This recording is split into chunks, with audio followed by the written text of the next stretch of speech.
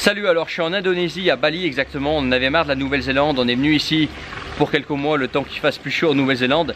Et puis dans cette vidéo, en fait, je vais parler, je vais plutôt répondre à la question suivante. Est-ce que toutes les langues s'apprennent de la même façon, ou est-ce qu'il faut vraiment prendre toutes les langues à part et développer une stratégie différente pour chaque langue? Est-ce que toutes les langues s'apprennent de la même façon?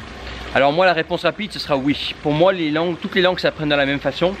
Parce que je pars du principe qu'en fait que les langues, au final, ce n'est que des sons à retenir, des sons que tu dois être capable de reconnaître, des sons que tu dois être capable de reproduire, et puis en fait des dessins, des signes, appelle ça comme tu veux, tu dois être capable de pouvoir reconnaître avec tes yeux et de pouvoir les écrire éventuellement. Voilà, c'est tout les langues en fait, c'est juste reconnaître des lignes de son en fait, comme de la musique en fait. Pour moi les langues en fait c'est comme de la musique, c'est comme un chant en fait. C'est quelque chose que tu apprends par cœur, que tu finis par apprendre par cœur parce que tu t'y habitues. Et en fait, finalement, tu chantes la langue. Tu dois exprimer une idée, tu ne penses pas vraiment aux mots, tu exprimes juste l'idée avec la phrase en fait qui correspond à l'idée. Et voilà, c'est ça en fait les langues. C'est juste retenir en fait des sons. C'est juste retenir des sons quoi, sans rentrer dans les détails.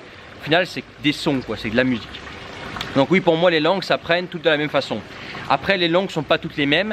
Les langues n'ont pas toutes ont leurs particularités, ont leurs propres difficultés. Par exemple, tu vas avoir des langues où tu vas avoir une grammaire assez lourde, une conjugaison assez lourde, d'autres tu vas avoir une prononciation qui est plus avancée plus compliquée que la prononciation française, beaucoup plus riche en phonèmes. Tu vas avoir des langues en fait, où tu n'auras pas d'alphabet, où tu auras des caractères par exemple comme le chinois, comme le japonais par exemple, l'arabe par exemple aussi a un alphabet, mais bon il faut s'y habituer. Donc toutes les langues ont leurs particularités. Alors ce que tu peux faire quand tu apprends une langue par exemple, moi c'est ce que je fais en fait quand j'attaque une langue, je me renseigne un petit peu dessus, je me renseigne un petit peu sur la langue, quelles vont être les difficultés, les particularités sur lesquelles je vais devoir mettre plus d'accent, plus d'énergie, plus de temps en fait. Par exemple pour le russe, l'alphabet russe, voilà, c'est quelque chose qui est très simple, c'est même plus simple à manier je trouve que l'alphabet latin, même si ça prend un petit peu de temps pour s'y habituer. Mais voilà, le russe a la particularité de la grammaire par exemple qui est assez compliquée. Tu as la conjugaison aussi, on parle souvent de la grammaire russe, mais tu as la conjugaison aussi pour pouvoir conjuguer tous les verbes que tu rencontres dans la vie courante. Pour pouvoir les conjuguer comme il faut sans faire de faute, ça prend un petit peu de temps parce que tant que tu n'as pas entendu la bonne conjugaison, tu peux pas vraiment savoir quoi. Tu es obligé de pratiquer et ça prend un petit peu de temps. Par contre la prononciation russe n'est pas si compliquée, l'alphabet n'est pas compliqué. Les temps russes c'est vraiment très simple, tu n'as que 3 temps et ils sont très faciles à manier. Pour l'anglais par exemple, ça va être la prononciation la difficulté parce que tu as beaucoup de phonèmes. En anglais tu as encore une autre difficulté, c'est tous les faux amis en fait, tous les mots en fait que tu crois qu'ils ont la même définition en français qu'en anglais mais en fait ils ne le sont pas. Et bon, tu as les faux amis que tu vas rencontrer tous les jours, donc tu vas vite y faire. Mais parfois, dans des discussions un petit peu plus soutenues ou dans des textes un petit peu plus soutenus, tu as des faux amis en fait que tu rencontres jamais. Et c'est là que tu te demandes est-ce que ça veut dire la même chose qu'en français ou dans une autre langue, ou est-ce que ça a une définition propre en anglais. Ça faut faire très attention en anglais.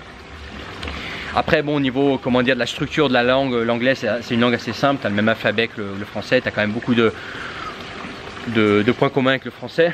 Pour le chinois par exemple, ça va être retenir, ça va être comprendre le chinois. D'ailleurs à la compréhension on va y revenir après. Comprendre le chinois ça prend un petit peu de temps parce que tu as beaucoup de mots qui sont très similaires.